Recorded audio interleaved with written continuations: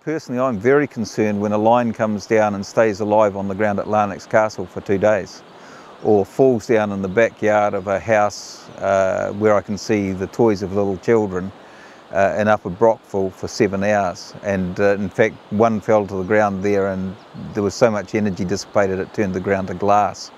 So yeah, I'm quite concerned about that. Or if a pole falls into my front yard, as it did to a guy at Momona Airport last year, or if a pole falls in Castle Street during an extremely busy part of the day when students are walking backwards and forwards up and down the street, yeah, I think that's a concern. My primary concern is for the safety of the workforce at Delta, but that's certainly not my only concern. Falling poles are a hazard to anyone. I mean, the ODT covered the pole that fell in Forbury Road a few weeks ago. That pole at the time of inspection was listed for instantaneous replacement, and it fell more than 2 years later. So yeah, my concern is for the whole safety of the whole community. There are rules around, as you can imagine, what you have to do with poles that are in poor condition.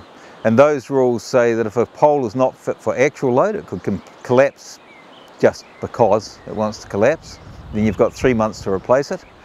And if it's not fit for design load, then you have a year to replace it. Now we could argue about the exact numbers, but in broad terms there are 1,000 condition 0 poles not safe for actual load on the Aurora network, so Dunedin and Central Otago, and there are about 2,200 condition 1 poles not safe, not adequate for design load.